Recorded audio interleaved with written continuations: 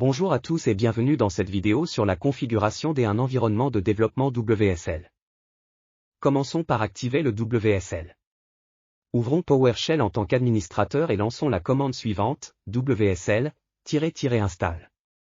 Cette commande active le WSL, installe le dernier noyau Linux, et définit WSL2 comme le mode par défaut.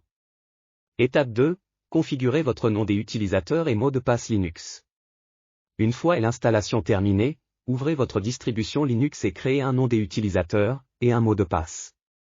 Rappelez-vous, ces informations sont propres à chaque distribution Linux que vous installez. Étape 3, mettre à jour les packages. Assurez-vous de garder vos packages à jour. Pour ce faire, utilisez la commande suivante dans votre terminal, sudo apt-update, sudo apt-upgrade. Étape 4, ajoutez des distributions supplémentaires. Vous pouvez ajouter des autres distributions Linux via le Microsoft Store ou en les important manuellement. Étape 5, configurez Windows Terminal. Installez Windows Terminal depuis le Microsoft Store et personnalisez-le selon vos préférences. C'est un outil puissant pour gérer plusieurs terminaux à la fois. Étape 6, configurez les outils de développement. Configurez des outils essentiels comme Visual Studio Code, J, et les bases de données telles que MongoDB ou MySQL. Assurez-vous également de configurer l'accélération GPU si nécessaire. Étape 7, gestion du stockage de fichiers. Un aspect essentiel de votre environnement de développement est la manière dont vous gérez vos fichiers de projet. Voici quelques conseils pour optimiser votre flux de travail.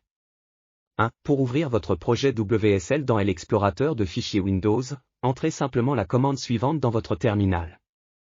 Explorer.exe. Assurez-vous d'ajouter le point à la fin de la commande pour ouvrir le répertoire courant.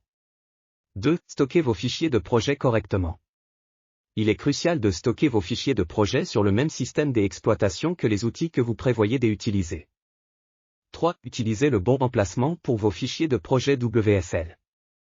Utilisez le répertoire racine du système de fichiers Linux pour stocker vos fichiers de projet WSL. Et évitez d'utiliser le répertoire racine du système de fichiers Windows pour vos projets WSL. Et voilà. Vous avez maintenant un environnement de développement WSL prêt à l'emploi. Merci de nous avoir rejoints dans cette vidéo éducative sur la configuration de WSL. À bientôt.